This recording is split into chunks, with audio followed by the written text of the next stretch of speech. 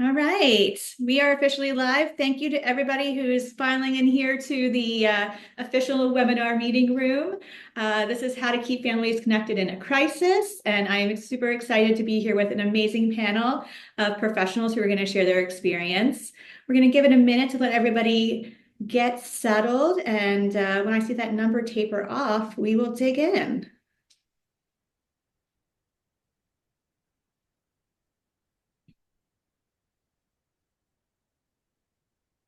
All right. I think we're in a good place to get started. The first couple of slides are pretty basic anyway. So thank you again for joining. I just want to give you guys a quick little bit of logistics things. So if this is the first time you're joining a webinar with us, you know what to expect. The way we run this is all of our lines are on mute. So we cannot see you or hear you, unfortunately, but we do want to actually hear what you're thinking and having questions about. So at any point during the webinar, please use the chat or the Q&A feature at the bottom of your screen. If you hover towards the bottom, those should pop up as icons. We'll be checking both of those if you have a preference, but please leave your comments and questions there. We will make sure that we leave some time towards the end so that our panel can answer any questions that come up as they're discussing their experiences and best practices. And then, yes, this is the most frequent question that I get. We are recording this webinar and it will be sent to all registrants tomorrow. We'll also be sending this deck, so don't feel like you need to screenshot crazily or take pictures. You will have access to all of this tomorrow. And then for those of you who maybe are not as familiar with Campus ESP, I know we have some customers on the call, but we have some brand new faces.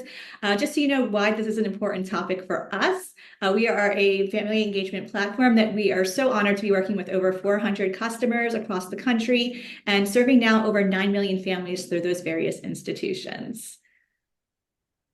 And really how we do it is we help you pull together a complete parent engagement strategy that at its core is our actual software, which is a portal and texting and events and all these other fun little pieces that you'll see different parts of today. But it also comes with a great team of people who have worked previously in higher ed to help you execute and make sure that you're successful in using our software.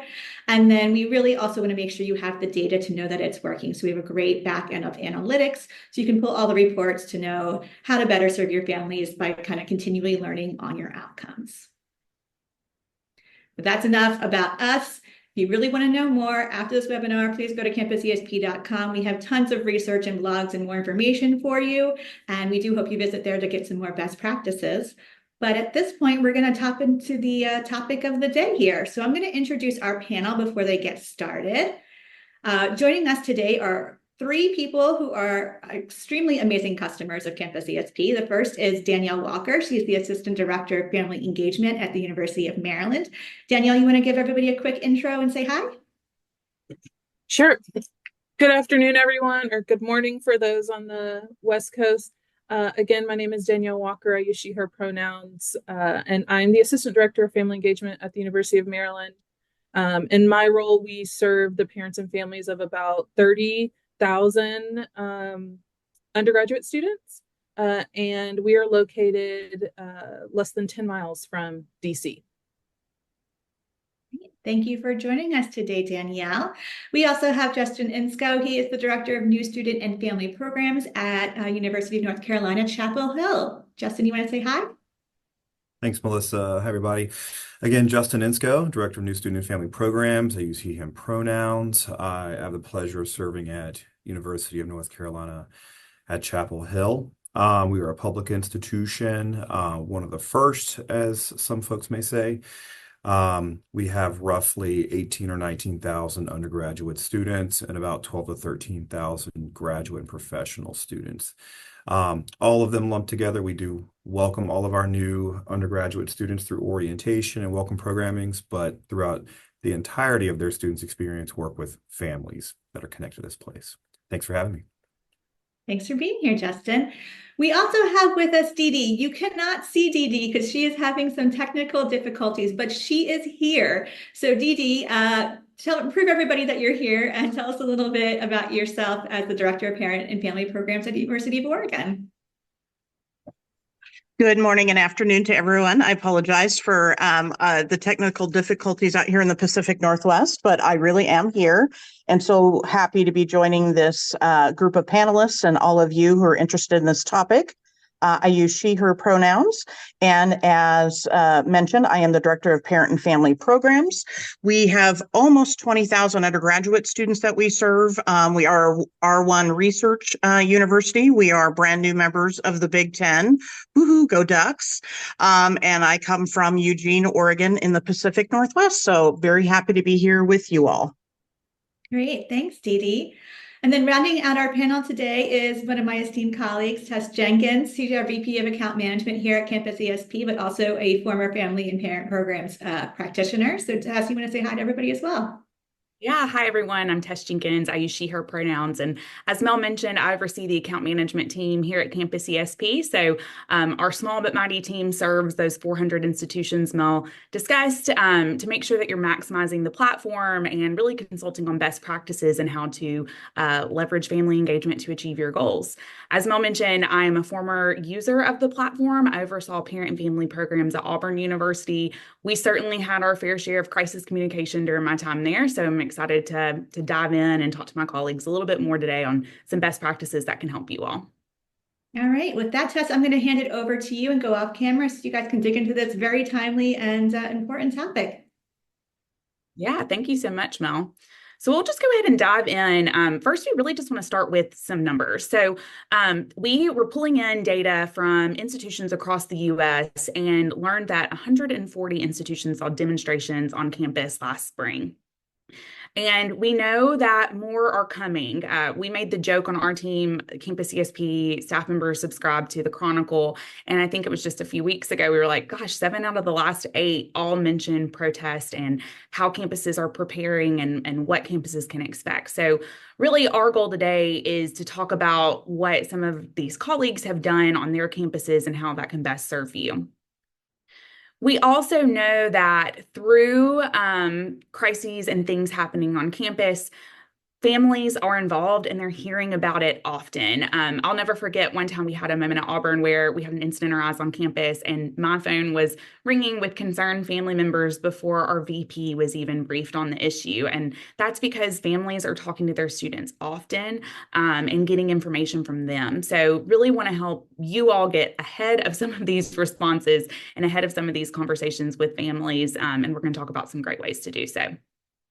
But before we dive into more specifics from the 3 institutions represented here today, we really want to hear from you. As I reported, 140 institutions saw demonstrations last spring, but curious if you all saw different demonstrations on your campus. So Mel, I believe, is going to launch a poll for everyone to fill out really quickly. So I'll just give a second and take a sip of water.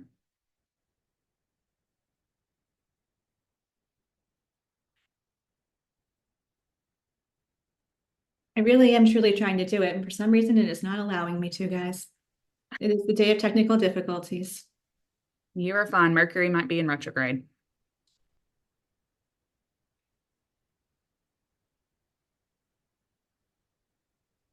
Mel, if you're having issues, why don't y'all just type in the chat maybe some things that you saw on your campus, and then I can go ahead and go into the next slide, and then we'll pause after it. And Mel, if you want to share some kind of summaries of what you're seeing in the chat, we can do that.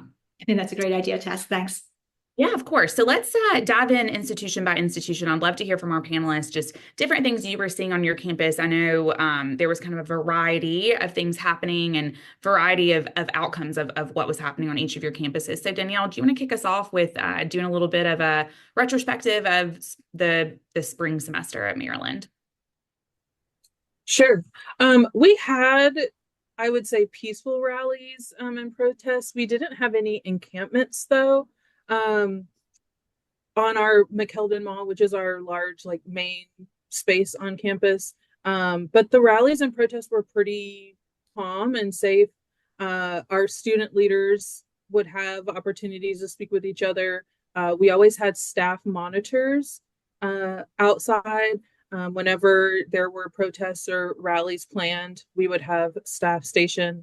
And so I think a lot of the success in keeping our campus safe was also the relationships that our staff have with students. I know a few of our staff have really good relationships with students, and they were always engaging with them, always listening to them. And students really seem to have a high level of respect for these staff members. And so I think that really helped in keeping the activity on campus fairly safe. Yeah, most certainly. That open dialogue between staff and students, I think, is game changer in heightened situations like this and building that trust with one another. Thanks for sharing. Justin, do you want to talk a little bit about UNC Chapel Hill?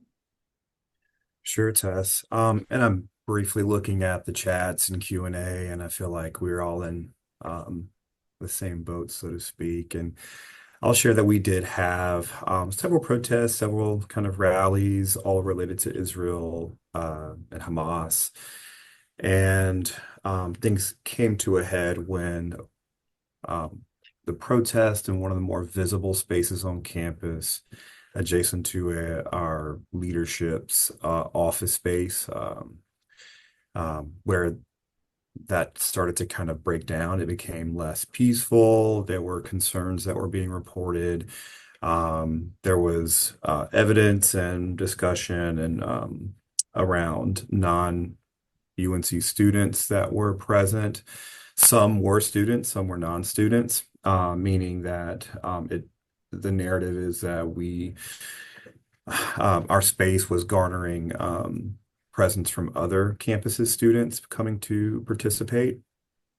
And things really came to a pivotal point when things became less peaceful and things turned into more of an encampment with stakes going into grounds and things that were starting to trigger policy violations that then elicited a decision to have police and security come in and to remove the encampment and to break that up, so to speak. With that happening and kind of coming to a more visible and a bit of a optically a way that students were not very happy with, some students not very happy with, we saw additional kind of aftershock protests, if you will, including one that happened very quickly around commencement. So felt like every couple weeks or more, things were kind of coming back up for us. It's interesting with the unique challenge of UNC really becoming kind of the backdrop for this, maybe with other campuses or non-campus affiliates even partaking there. Right. And then Dee Dee, I'd love to hear, I know University of Oregon, we'll get into this, but it's unique because you're on a quarterly system. And so things looked a little bit different, maybe a little bit longer for y'all. That's correct. Yes, we had an encampment in the center of our campus. Actually, the graphic that you see is our College of Business building, and the encampment was in front there, and also spread across towards our library area. So we had a fairly large size encampment. It remained primarily peaceful. We have a student demonstration team that would work and connect with the students on a routine basis. There was no forcible removement or ending of the encampment through multiple dialogues and faculty assisting as well. They did come to a peaceful resolution to disband the encampment prior to our mid-June graduation ceremony. In addition, again, just real proactive with our Division of Student Life team out working with the students, our campus police. There were a couple of marches that did happen on campus that came from the encampment. So there was some migration of some of the folks protesting and marching on campus towards our student union. That did cause obviously some concern for some of our students at the university, but overall, while it was protracted, folks were, there was no forcible removal of anyone from our encampment. So that was a positive for us. But yes, it was unique to us in that, we will talk about that in a minute or so, but the extenuating fact that we were in school longer and that semester schools were wrapping up, and I think had a bit more challenge in terms of commencement coming much sooner for them and how that was going to impact their commencement ceremonies than it did for us. It was still a concern for families, but we obviously, based on a quarter system, had a bit longer to make some pivots before that impacted ceremonies. Yeah, most certainly. Thank you for sharing. And just skimming the chat, I'm not a great multitasker. So Mel, if I'm missing something, or other panelists, if you're better at this, let me know. But it does seem like overall the theme was peaceful, which is good and what we want to keep. And obviously the messages that we want to get in front of families who may be afar and don't really understand or know what's happening on campus with their student or their child. So thank you all for sharing, and really think we can probably just dig in to some of our questions. So obviously, a lot goes into planning coordinated communication efforts around anything that could be controversial or scary for families. So curious from this group, who was a part of those discussions? Who was at the table to decide the appropriate way to reach out to family members, how often, what you were communicating? And then maybe as a twofold of this question, curious if that was a different group than students, or if families were a part of conversations from the get-go with campus. So maybe we just do kind of round robin. I don't know if someone wants to start, or happy to volunteer someone as well.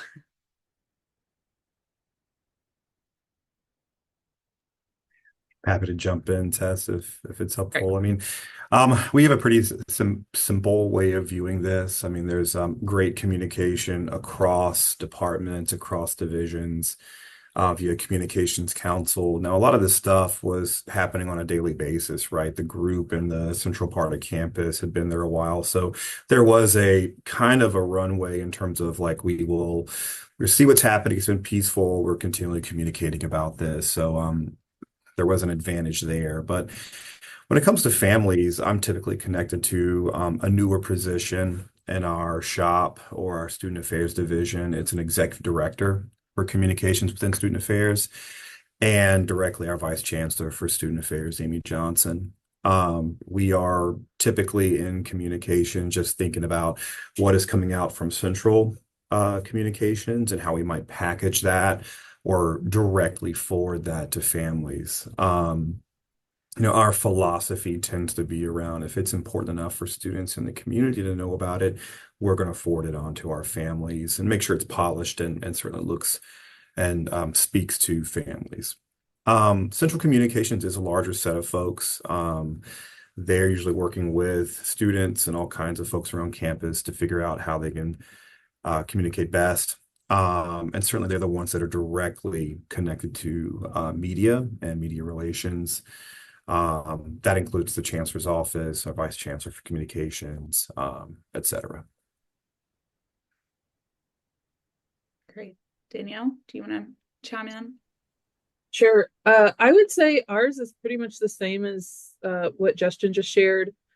We have also a fairly new position within the division, a director of strategic marketing and communications. And so she's the one who would work with our Office of Marketing and Communications, which is the university-wide communicators, and come up with messaging. And this was all decided on with conversations through cabinet. So our president and other vice presidents across the university. So we didn't necessarily have any conversations with leadership on this needs to be sent to families specifically. But again, if it's information that's going to students, we feel like it's also important to share with families so that they can know what is going to their student and also have conversations with their student. And so we really just rely on that relationship with our director of strategic marketing and communications and her placement in the group of VPs and university communicators as well to kind of lead us and tell us what we should be sharing. Yeah.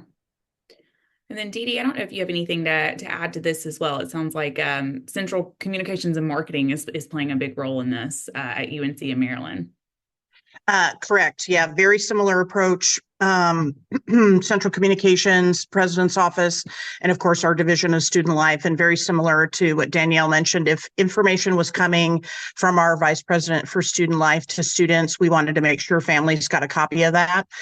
So when they were having a conversation, they were both seeing the same information, as well as any information that was coming from the President's Office. Anything that the President was communicating was also shared out with our families. And our our central communications team really took an incident response approach to communicating, funneling it through one point of contact, which was extremely helpful in being able to inform talking points and adjusting our talking points so that they could, see themes and develop areas where they wanted to, in the next communication, reach out and maybe cover some of those more frequently asked questions in those themes, and hopefully addressing some of the things that we were seeing coming back after those communications went out. Yeah, that makes sense. So kind of tracking questions and things that you received after the fact, and then addressing those more holistically after you kind of know where there's still lingering questions. Correct. Yeah, that makes a lot of sense, and I think is a really strategic approach, and hopefully is going to reduce calls to your office, because if you're getting the same question over and over again, it's likely more families have that question. You all really already spoke to the next a little bit. I think maybe I jumped ahead with excitement to talk about how often you're communicating with families. So a lot of kind of a theme I drew from just your pieces was, if it was going out to students, it essentially would also be packaged to go out to families. I'm curious, it sounds like you all have a lot of support too in family engagement, and in some ways COVID changed this with having families have a seat at the table, but curious how you would advocate maybe as a part two to this question, like when you're communicating to families, what you're communicating, and then advocating that they be a part of that communication plan. I think it's a great point. I see the last chat also mentioned, what does it mean for families to have a seat at the table or to be proactively thought of in terms of a plan for when crises happen and how you deliver that.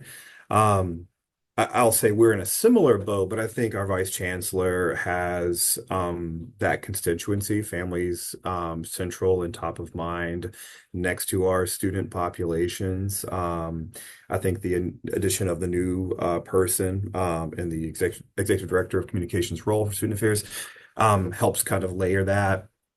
I think when these things happen, there's typically a trigger for us to unfortunately still not be proactive, but there's a mechanism in place to go. And Dee Dee mentioned this, right? Like, here are the talking points. Should anybody reach out to our offices? How do we polish those or augment those with a bend towards what families typically are asking about? And for us, it's more of a safety bend. I think many of us can relate that seems to be top of mind for our families. What's going on with our students? What's going on with our families? How are you preventing this? So we tend to kind of be or speak on behalf of families to say, hey, let's see how we can transform these talking points to better attend to the questions that we're getting. There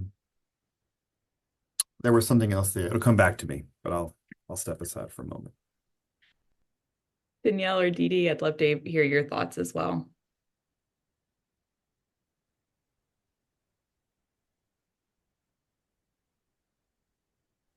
I mean, I can share, for us, our philosophy, similar to what's been said before, the goal was to share any communication with our families that was coming from our vice president for student life or the president of the university.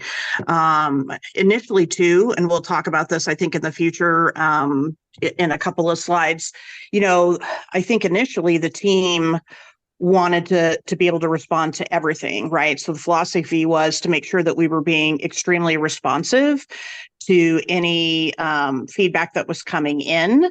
And as you might imagine, that became a bit challenging during this situation. So the philosophy, though, and the goal was to be very transparent and to try to answer things that came in terms of responses, and we'll talk about that in a slide or two. But that was some of our philosophy initially, was if anything was directed to us, we were doing outreach as part of our philosophy to the families.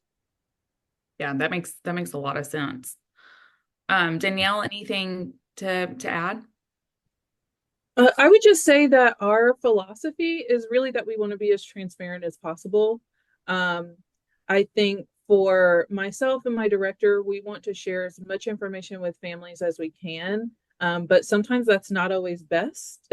And so we really struggle with what the leadership wants to share and what we want to share with families. And so I think we're doing a good job of compromise on both sides, but I think that's still just our leadership continuing to learn the value of communicating with families and seeing them as partners and how they can support their student with more information.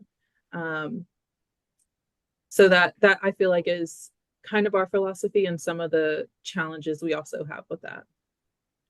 Yeah, I feel like I hear that a lot, particularly from our customers, is you all are in the thick of it day in, day out. And I think a lot of the times in parent-facing offices, your job is so that upper administration doesn't hear from parents. And so maybe they don't realize like how important it is to get these messages proactively and transparently out there. So totally empathize with that and remember facing that as a challenge as well back in my glory days. Tess, I recall that one I was component. gonna ask. I was gonna call on you, Justin. Thank you. No, I just heard Dee Dee say part of their philosophy was to be as responsive as possible, that sends a message of we hear you and want to connect with you. I agree completely. There is a nuance for us where because sometimes there is quite a volume of things that come back, though it may be the minority of the entire family population with students here. We tend to focus on if there is a question, a legitimate question, that we will absolutely and need to respond to those folks. But a lot of times, and sometimes more often, we get simply, here is my viewpoint, or here is my concern, and with a bit of anger or intensity to it. So we have kind of a lens of how do we, as professionals, prepare to receive those, to sometimes shield our student employees from things that may be a bit more incendiary. Funnel those if they do not require a response, and we will not respond to them if there is no legitimate question, but we will make sure that we are tracking, as you mentioned, to be strategic about what are the trends, what are the, kind of things we're experiencing to the folks at the institution that may be interested. Some folks here may be in university development or fundraising, some may be adjacent or connected to parent donors. For us, that comes up often. And so that's another segment where we'll be kind of liaising to say, we're hearing from these families about these particular feelings, and we just hand them off to folks who may have a more direct relationship to manage those. Yeah. So in addition to the proactive communication, it's also being the listening ears of possibly an angry or confused or concerned parent and hearing them out. I know we got a question in the chat that I think lends itself really well into what we're going to next, which is how did you all kind of take some of the student messaging and turn it to be more parent facing? And I think we have a couple of examples that specifically they're asking about templates, which I know a few of y'all have used with Campus ESP, but I want to start, we're going to go kind of institution by institution to some examples from what your responses were over the spring. And then, of course, talk about some resources too that folks on this call can use. So Danielle, why don't you walk us through some of your messaging that you all did, and maybe some more information on how that could be applied to other schools as well. Sure. So the way that we send our messaging, our VP likes to have her letters built into the email that's going. So there's no like, view the email that so-and-so sent. She wants it in the messaging. And so that's how we usually send her messages. But when it comes to communication from the president or legal counsel, health center, things like that, we usually like to share that information. We link to the actual letter that they sent. So usually when they send something out to campus, at the very top, you can view this email accessibly or something like that at the top, and it goes to a URL. And so we actually copy that and link that into our letter. And we just say, Dr. President Pine sent this email to the campus community today, and then we link it there. And that's just so if for whatever reason they need to change, like update a link in the letter, it's going to the actual message that the president is sending, and that his team is managing that communication. Because if they, like I said, have to change something, we want families to be able to see the letter as the president's office wants it to go out. And so that's how we have started sending our messages. And also that just ensures that families are able to view it accessibly however they may need. So we don't necessarily have, I guess, a formal template, but that's pretty much the plan that we go with for sending our messages. We have received some feedback on they wish that they didn't have to click to see the letter, but we just find that that's easiest for us to make all the letters look the same and it's formatted the way the president wants and whatnot. And then we also will send messages as soon as it comes out from the university. We send it to families. We don't like to wait to send it out. We want them to have it just as soon as students have it, because if their student is contacting them, having those conversations, we want the families to have that information around the same time. Is there anything else you want me to share about our template? I don't think so. I'd love to hear about some more of the messages and kind of strategy around the spring semester for y'all, which I know you outlined somewhat here. Yeah, so we noticed that there were a lot of questions on how were you allowing this to happen? This has to be against some rule, or this has to be violating some policy. And so we really wanted to make sure that families understood what our policies were and what was happening around various things. And so this free speech website was created. And so it has information about what's allowed on campus, a clear distinction of what free speech is, hate speech, what is allowed on campus, the fact that we're a public institution, we're an open campus, what's allowed. And then we also had some issues with chalking on campus. And so families were expressing concerns that their students couldn't get to class without seeing chalking that was impacting them in some way. And so our leadership looked at, okay, what is our current policy? And also just hanging up flyers. Where are they supposed to be hanging up flyers? Are they being hung places that they didn't or they shouldn't be hung? And so they've come up with policies to help make sure that students can get to class and not have to see something that may be disturbing to them, because that is impacting their ability to get to campus or get to class where they need to go. And so a lot of it has just been information sharing with families, making sure that they're aware of what's going on, what's allowed, and hoping that they'll take that information and understand where we're coming from.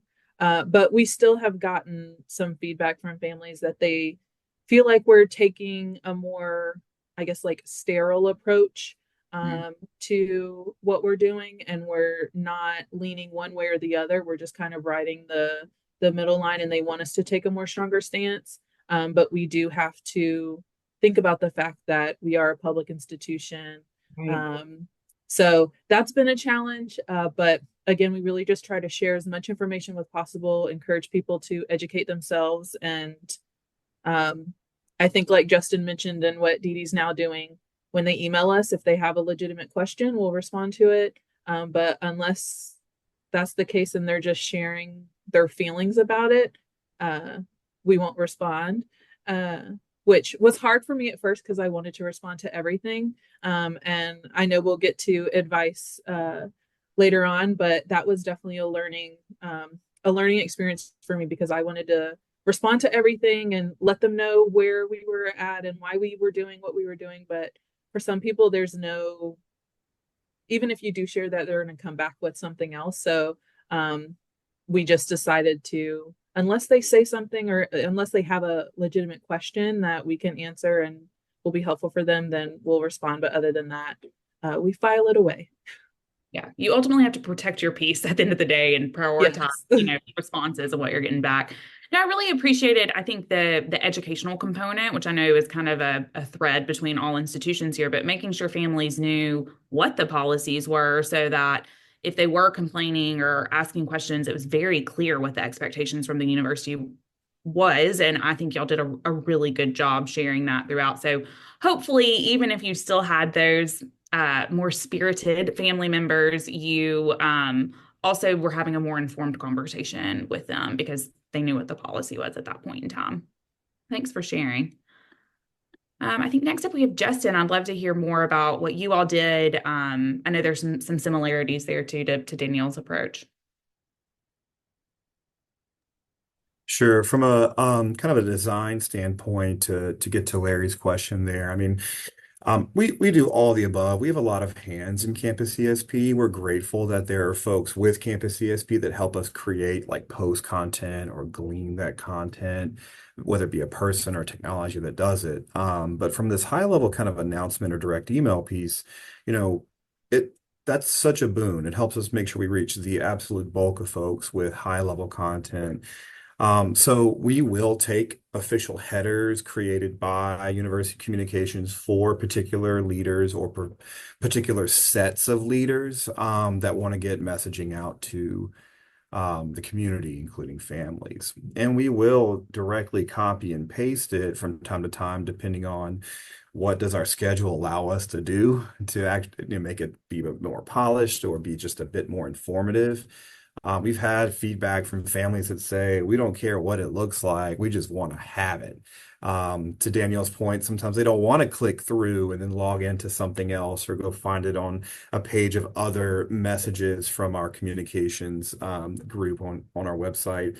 They just want to have it there. So having heard that, we will at times, if our spider senses are tingling and we feel like it needs to just go out, we will copy and paste. And I think the screenshot there is an example of that. We essentially just say, Carolina families, check this out. Put some sort of line of demarcation and then copy and paste it in. With our more of our student affairs kind of facing content, to Larry's question, I'll spend the time with our executive director of communications and our vice chancellor to make sure it works and feels how they want it to, since there's just a bit more control and a little bit more of a runway to get some of that content out. Much like Danielle shared, I mean, we sent 4 total announcements that kind of probably mark 4 major moments: the encampment itself and the protests surrounding it, the breakup of that particular encampment. A lot of things hit the local news or statewide news for UNC Chapel Hill and sometimes national news. So we try to be as quick moving as we can, but realizing that sometimes things take some time. It's such a large place to get it how you want it to be created and then ultimately send out. So, we were slow to react. We waited till we got the good content, then put it out. So the encampment, the breakup of the encampment, there was a 48-hour kind of aftershock, which got a lot of attention, where a U.S. flag was taken down by a group of protesters and a Palestinian flag was then raised. Police were involved, security were involved, a lot of attention being paid to that. So we then had a third kind of outreach. And then a fourth outreach, I think, probably sharing a little bit about what is probably next, which is some official, straight from the institution FAQs about safety, about protest safety, and about free speech, and the policies surrounding what is allowed and what is not allowed, and then how that bleeds into commencement. Dee Dee mentioned they had a longer runway before commencement at their institution where they're on quarter systems. Sessions for us, it's fall and spring semesters, so we were very close. We're getting bumping right up against commencement. And with other institutions canceling or postponing or making pretty big changes to that, there was a lot of concern. And I think this particular class, forgive me if I might be getting this wrong, they're the folks who started our institution semi-remote. So they felt like they had kind of a rough ending to their COVID high school experience and start to college, and then may have something else, quote, taken away from them here at the end. So we were not a large quantity of kind of content, but a kind of just well thought out, let's directly put out things that are connected to specific events that are happening surrounding this on our campus. One thing that I will share, maybe this is best left for the advice piece, is, there's a lot of things swirling outside of the protests and rallies related to maybe Israel and Hamas. at our own institution and system, there's been a change in policy related to diversity, equity, inclusion, and institutional neutrality. That's something that we also are communicating about or is in the kind of discussion and local news around the institution. We had an interim chancellor, now a permanent chancellor, with that kind of swirling around the conversation of this flagship institution. So at some point, we look at ourselves and go, there's also a lot of really incredible stuff happening that is arguably positive in comparison to what's going out. So we try to take some analysis of like, what can we put out there or make sure that are in newsletters that aren't just focusing on one component of the entirety of our story. Yes, this stuff attends to high level concerning content that is connected to people's identities and their safety and their students on campus. But what can we share that is going on that's really great about their students' experience here as well? So all of that is kind of our approach to it and how we send things out. Yeah, I think finding balance while delivering key messages is very important. Dee Dee, I'd love to talk more about your strategy at Oregon. Very similar to what the other panelists have mentioned. I think I would just tell you we're mostly a conduit. So when the content is sent to us, it's been vetted, it's been looked at by Central Com, it's been approved by all folks in our division. So we are, we're just using the official University of Oregon heading when we do the messaging that comes out from either the president or our vice president for student life. So, and again, we sent more announcements likely, right? Because we were in quarter, we were still obviously in the thick of things until mid-June. And so for us, we simply, we don't make any changes to anything when it comes from the official team to our shop. It's been vetted and it's been looked at. And what I would say to folks too, because we don't necessarily ask this question, is for folks that are using the system or are thinking about using the system, just a plug that I wanted to share is that folks would ask me in central communication, they wanted to know, has it been delivered? So I could, verify we're using the system, what was the open rate? So some of the statistical things that come with the delivery method of these messages through the announcement function for us was quite helpful because that was able to be reported back up to campus administration that it had gone out. It gone out to X amount of email addresses.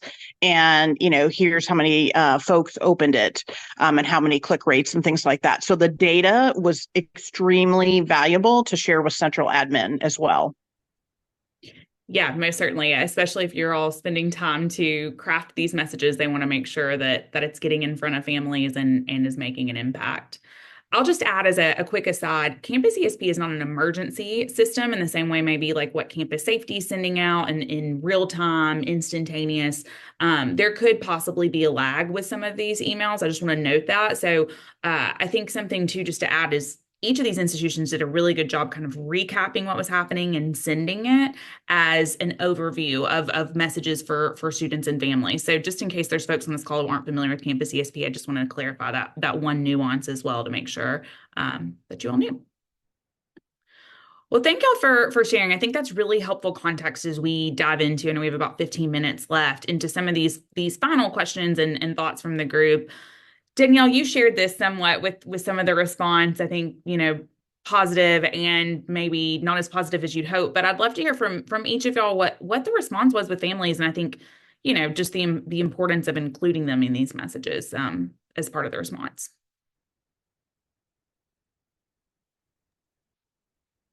I'll jump in real quick and just, I think kind of as Justin and Daniel both alluded to, certainly a mix of responses from folks. And we as an institution were really looking at and tracking the different responses. Were they supportive of what the U of O was doing? Were they not supportive? Were they concerned, wanted us to end the encampment? Just a variety of themes that we were capturing. I would say that there's certainly a mix of appreciative support by families. They were appreciative. They would, just write back a quick thank you. Some, of course, wanted the university to to be doing more. They wanted them to, in the encampment, those kinds of typical things that folks have talked about. I will tell you, just as an aside, I have continued, as some of you know, the posts are sort of encapsulated into a newsletter format on the basis by which families select how frequently they want to receive them. And we've had a family who has literally just written back a one-line thing and asked actually for updates. And they referred to it as updates about some of the, I would call it the conduct, what's happening with conduct. And as you all know, no one's going to get into specifics. But in this case, because this family had been insistent, we've elevated it to our dean of students and asked that dean of students to reach out to this particular family, because on a fairly consistent basis, we've gotten just that one line that they're desiring an update. And I think that they are wanting to see some sort of update and it be published through Campus ESP. And in this case, right, it feels more appropriate that that's a personal reach out from someone in our Division of Student Life. Right. That definitely makes sense. Justin or Danielle, anything to add to this? I know we have a couple more questions to get to. Oh, something that Danielle said that that resonated with me was I think there are times where folks want the institution to take a much stronger stance on something.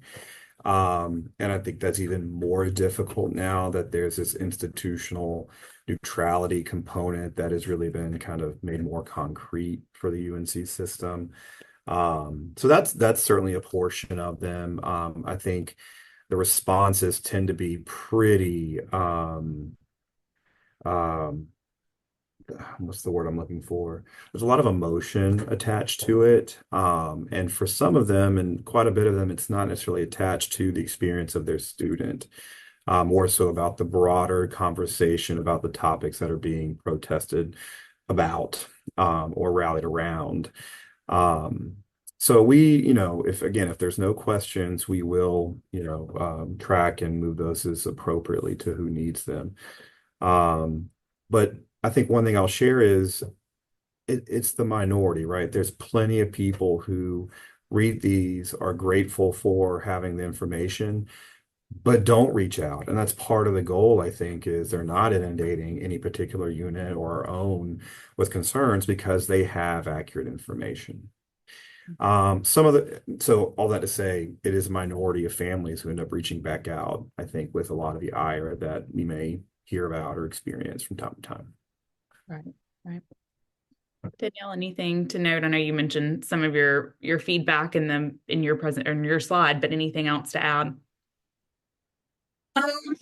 Not necessarily anything to add, just that also families wanted us to take a stronger stance. I think we were hearing from, we have a very large Jewish population at University of Maryland. And so we were hearing from a lot of those families. And so it felt like that's how everyone felt. But that isn't the case. The people who understand weren't the ones emailing us. So it really was those folks who just had really strong feelings and wanted us to know that they had these strong feelings and felt like we were just kind of too sterile in our response or neutral in our response. Yeah. Well, I think this kind of leads in. I'm going to briefly go over this next slide, but just kind of lessons learned. I know both UNC and Maryland, these are just two examples, but starting the proactive communication early. I mean, I think we all anticipate that this fall it has the makings of being similar. We're coming up on the year anniversary of the Israel-Hamas war. It's an election year. There's just a lot of hot button things that are happening right now. So getting ahead of it with early outreach, I think is important. But any other, I think, lessons learned maybe in this process, and I appreciate all of you have been so forthcoming with things that you have learned, and curious if there's anything you would adjust heading into this fall.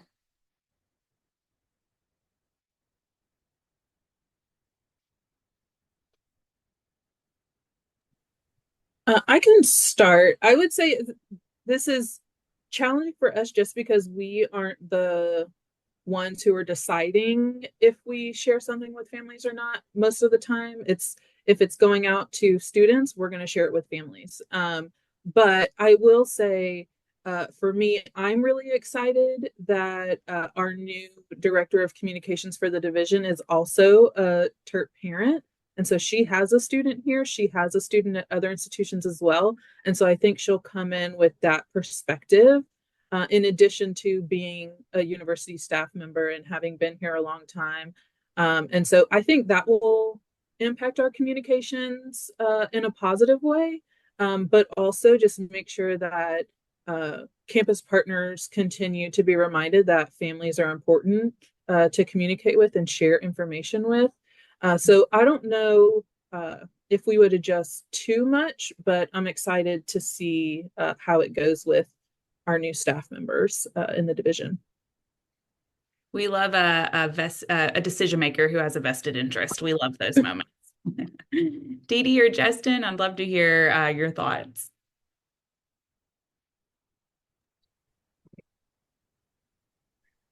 Yeah, it's hard. I think some of the things that bring us a lot of parent and family communication around these moments like this are elicited by misinformation, whether it comes from the news or even their own student or student community.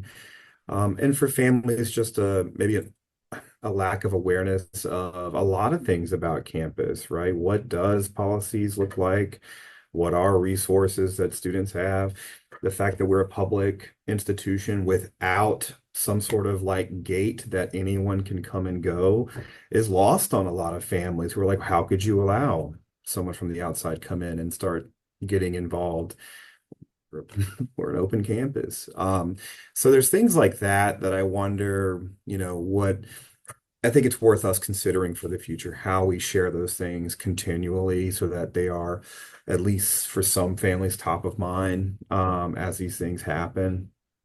But overall, I don't think we will change too much. I'm grateful that we've had the more recent experience so that we can learn, that we can review it as we get closer to these dates that likely will see some unrest or activity. Great. Then Dee Dee, I'd love for you to maybe wrap us up with the last question. And then we have about 5 minutes left. So if there's any additional questions from the attendees, please go ahead and type those in the chat. But Dee Dee, maybe if you want to talk a little bit about advice you would give to someone and couple it with lessons learned or things you may change. But would love to hear advice for maybe some newcomers in the field or folks who didn't experience this in the spring who are expecting it in the fall. Absolutely. Well, my general advice would be obviously that the approach is going to be informed by your experts in communications who are trained in this area. And so to really lean on those folks. Sounds like my colleagues have really good relationships with folks within their division to, work through some of the messaging that goes out. So I think that one of my things is to definitely lean into and perhaps if you don't have a relationship, certainly work on developing a relationship with that person, even if you are just a conduit to pass the information along. I did find that the talking points, I think I mentioned this earlier, were really helpful. Our central communications team put together frequently asked questions because, again, some of the things or some of the comments, I did a lot of personal outreach. So I called a lot of folks back that would leave a message and ask to be called back. I did a lot of that personal outreach. And so those talking points for me were extremely beneficial to stay on message and to just make sure that folks were hearing the same thing.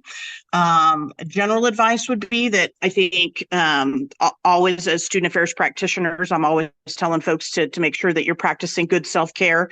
I would describe some of those conversations as, they were all pleasant. None were, folks were very genuine with me. But that's heavy. That's heavy, right? As Justin said, it's laced with a significant amount of emotion. And so that can be kind of heavy for the individual. So if you are doing some of that that personal outreach, to always remember to take time for yourself, and remember that it's not personal, of course. And I would say that for us, our approach, I don't know that we would adjust much.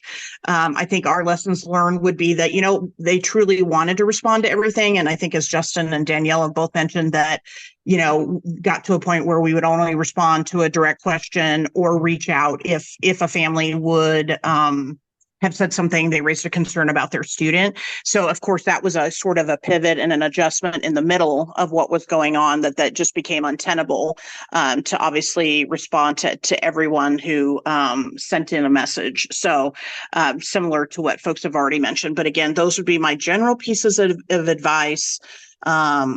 Would be to have some of those resources, and to proactively communicate in advance. And I know our division is working on that. Again, we've got a little bit more lead time as a quarter system, and we have new leadership in our division of student life. So I'm looking forward to some of those similar messages that have been shared at the other institutions. Yeah, I think that's a beautiful way to wrap up, right? Like, ultimately, proactive communication, getting in front of families and aligning with marketing. But truly, at the end of the day, you can't show up for these families and those students if you aren't here for yourself. So making sure you're taking care of yourself during this time when it is heightened, or there's things that may be more stressful or weighing on you. I really think one of my key takeaways from this is the approach of, you don't have to respond to every single parent, and kind of having a policy in place of what warrants a response. I think that's so smart, and love that each of y'all have done that. So as we conclude, I'd love to hear some questions from the chat. Mel, I don't know if you've seen any. I know we've tried to kind of address them as they've come, but remember, we can't see folks. So if you have a question, if you want to type it in the chat, Mel, I'll turn over to you to see if we have anything in particular, or if not, I can give folks another minute or so to ask. There are two that our amazing panelists answered in real time via some text, but I'm not sure if the entire audience can see those answers. So they might be worth discussing in a more public forum. So the first is how our panel is tracking these communications. Do they have an actual tracker or a document that they use to kind of look for these trends and the responses that are being sent, or the interactions that are being seen? I can answer that at least. Yes, we had access to a tracker, like a shared document, obviously, that they developed thematic areas over time. So like I said, support the encampment, don't support the encampment, approve of U of O's approach, do not approve it. There was a lot, and that grew over time. There was maybe a handful to begin with, and then I realized, as I would go in and track some of the responses that we would get through our campus ESP communication, the list of some of that grew over time. So there's probably 8 or 10 thematic areas that we would go in and log, put the person's name in, and just some identifying details, phone number, etc., things like that. Yeah, that's great. It's very comprehensive as well. I'll just add for folks, I mean, we do not have a particular document, nor have we tracked who has sent those things. I think the repeat offenders is not the right phrase, but you know what I'm saying. We know what you're saying. Frequent flyers. I think we internally kind of know who those are, and we'll refer and work with folks as it is appropriate. But in general, I mean, we tend to work together as a professional staff with our communicators and our student leaders who help manage phone calls and emails in our office, to almost like qualitative data, just code them in real time to create subfolders with kind of high level themes. And then that's what we used to report to our executive director of communications about what the family kind of reactions have been. In addition, I mean, we have kind of a pilot that is happening right now where staff are able to use Microsoft Copilot, the AI tool. But we're a Microsoft campus, and we also use ChatGPT for some things. So we've taken a lot of the copy and paste text and drop all of that into an AI tool and just say, summarize, give me, the 10 top bullet points of things that are being shared. And that's something that we can spot check and go, okay, this feels about right, and can generally be a conversation starter for when we talk about family reactions. Yeah, working smarter, not harder. I love to see that. We are at the top of the hour. So, Danielle, I don't want to cut you off, but just want to be mindful of everyone's time. Obviously, the conversations don't have to stop here. We do have different opportunities to find out more or engage in conversations about all kinds of key topics, not just related to crisis communication through our Campus ESP Learning Series. We also do, Mel's team does a great job highlighting different things that are very timely and applicable through our newsletter. So if you're not on that list, make sure that you sign up. And then if you're not a Campus ESP partner and you're curious more of maybe how to incorporate these strategies through this platform, let us know. We'd love to show you around the system and make sure that we answer any additional questions that you have. And then with that, if there are other additional questions that we didn't get to, all of our contact information will be included in the follow-up. So feel free to reach out individually. Also, if you are a Campus ESP customer and want to talk about incorporating these strategies into Campus ESP, of course, let me know and your account manager would be happy to help with that. So thank you all. Thank you to our wonderful panelists for sharing their insights and lessons learned. We hope that you all found some valuable, useful tidbits in this to take with you back to your campus. And we hope you all enjoy the rest of your Tuesday.